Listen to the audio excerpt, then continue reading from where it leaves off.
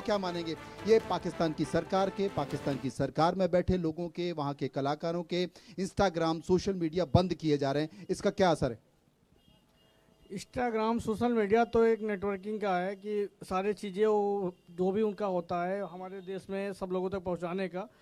इससे लोगों के उनकी मेंटलिटी क्या सोचते हैं सारी चीज़ें, तो ये बंद होने से तो ठीक है, जो भी है उनकी मानसिकता हमारे तक पहुंचती थी वो वही है, प्रॉपर हम तब आएगी नहीं। ठीक है, चीज़ें होनी चाहिए, उनको लगना चाहिए कि अगर हमने ये दुस्साहत किया है, जो गलती किया है हमने, इसका उनको लगना चाहिए कि ये लोगों पे असर पड़ा है, लोगों हमसे नाराज़गी है जो हम कर रहे हैं चीज़ों को, तो चीज़ें धीरे धीरे बंद होनी चाहिए। ये खाम खा का ज्ञान फैल रहा है सोशल मीडिया पे पाकिस्तान वाले कि हम खून की नदियां बहा देंगे, हम ये बहा देंगे, वो बहा देंगे, इसलिए बंद कर दिया। अब बहाएंगे तो हम ना वहां पे बहाएंगे हम लोग। पूर्वांचल के लोग काफी तेज हैं, खाली छूट मिल जाए बस। अभी भाई साहब कह रहे थे कि उत्तर प्रदेश के 22 करोड़ लोगों को छोड़ दो तो एक थप्पड़ मार के पूरे पाकिस्तान को सुलझा देंगे। नाम है सिर्फ पूर्वांचल ही सारा काम कर देगा, खाली छूट मिल जाए तो, लखनऊ से बनारस तक। बाकी के लोगों की जरूरत नहीं है, बाकी सब आराम करो, आराम करो। चलिए, आप क्या मानते हैं? मैं यही कहना चाहता हूँ, ये हमारे सर हैं, पक्ष विपक्ष आपस में लड़ने को तैयार है। अब वो सर ने कह रहे हैं 22 करोड़ जनता हमारी यूपी में, हमें 22 करोड़ नहीं, हमें 140 करोड़ इकट्ठे होके और पाकिस्तान के मुंह पे थप्पड़ मारना, इसे औकात दिखाना, ये सब दिखाना है। ये राजनीति से कोई पल्ला नहीं पड़ेगा, सबको इकट्ठा होना पड़ेगा। 140 करोड़ लोगों को इकट्ठा होना पड़ेगा, 140 करोड़ को इकट्ठा कर। और तुमने एक बात और कही, नुका कसाब इनकार कर दिया पाकिस्तान ने। कसाब नहीं, अटारी पे जाके देखो उसने क्या कह रहे हो, उनको भी मना कर दिया, अपना फाटक लगा दिया, सब कुछ कर दिया, उन्होंने बंद कर दिया। वो तो आम जनता है पाकिस्तान की, इतना गिरा हुआ पाकिस्तान है बे, हमें पता है इसकी। अब ये पक्ष विपक्ष से कुछ वो नहीं होगा।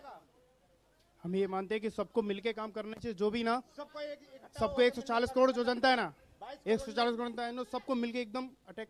आप क्या? हम भी यही मानते हैं कि इस समय सारे मतभेदों को भुला के पूरा देश को एक साथ खड़ा होना चाहिए, पक्ष विपक्ष सारे लोगों को मिलकर मुंह तोड़ जवाब देना चाहिए पाकिस्तान को। और मेरा एक कहना और है, बीजेपी से मेरा खासकर ये सवाल है कि अभी तक जितने भी देश में जब इतनी गंभीर समस्या है, उसके बीच में प्रधानमंत्री मोदी का जातीय जनगणना को लेकर जो एक बयान आया है, उसके लिए क्या कहना चाहेंगे?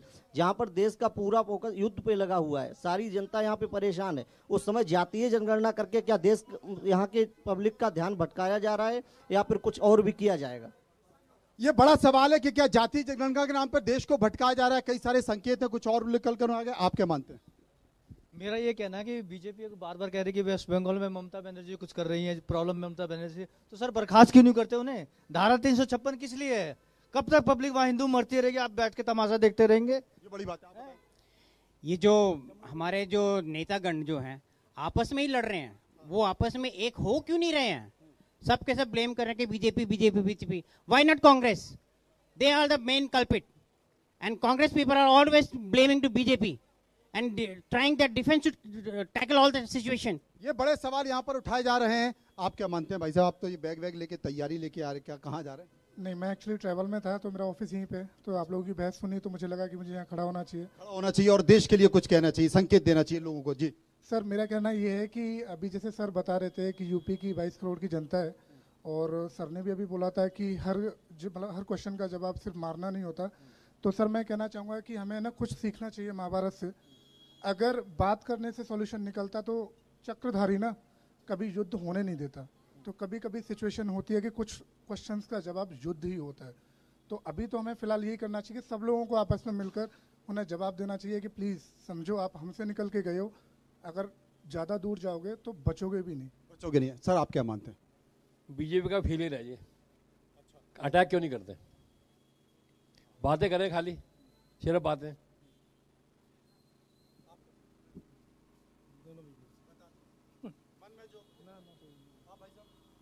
अटैक करना चाहिए, बिल्कुल करना चाहिए। हम तो बातें कर रहे हैं, क्या कर रही हैं? बैठे के चल्ली बता रहे हैं कि तैयारी में टाइम लग रहा है, गली मोहल्ले की लड़ाई नहीं है, दो देशों की लड़ाई। इतना टाइम नहीं लगता ये इतनी पावर है तो फिर इतना टाइम किस बात का? ये बात बड़ी है कि जब हम इतने शक्तिशाली हैं और इतनी पावर है तो फिर किस बात का टाइम है? सुधाकर जी, बड़ा भास्कर जी, बड़ा सवाल इन्होंने कहा है। आपका जो सेंटिमेंट है उसको मान्यता देते हुए मैं कह रहा हूं, ये हिंदुस्तान 140 करोड़ का हिंदुस्तान नहीं है। 140 करोड़ में बहुत सारे भाषाएं हैं, बहुत सारे धर्म हैं, बहुत सारे लोग हैं।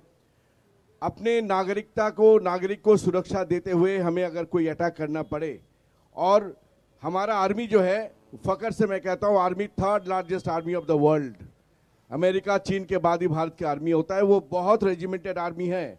पाकिस्तान में आर्मी सरकार चलाता है, यहाँ पे सरकार के अधीन आर्मी है।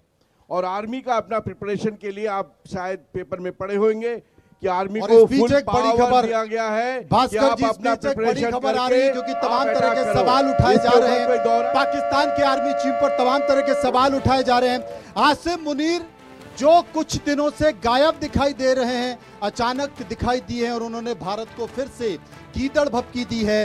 वो कहते हैं कि पाकिस्तान की सेना लड़ाई के लिए पूरी तरह से तैयार है। हमने पूरी ताकत के साथ लड़ाई के लिए तैयार रहने के लिए अपने लोगों को बोल दिया है, हमले का जवाब देने के लिए बोल दिया है। तिल्ता फील्ड फायरिंग रेंज में आसिम मुनीर दिखे हैं, पिछले कई दिनों से गायब थे और यही कारण है कि पाकिस्तान की जनता सोशल मीडिया पर खुद पूछ रही थी कि आखिर पाकिस्तान की सेना अध्यक्ष आसिम मुनीर कहां चले गए हैं।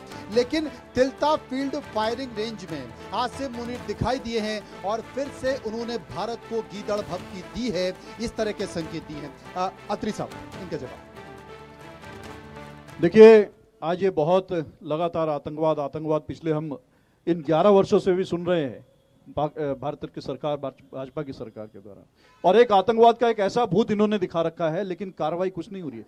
सबसे बड़े इतिहास में लेकर के जितने बड़े बड़े आतंकवादी हमले हुए हैं वर्तमान की सरकार के दौरान हुए हैं, चाहे वो पुलवामा का हमला ले लीजिए, चाहे वो पहलगाम का हमला ले लीजिए, या और भी तमाम उड़ी हमला ले लीजिए, पठानकोट का ले लीजिए, या हमारे जितने जवान शहीद इनके सरकार के दौरान हुए नहीं हुए।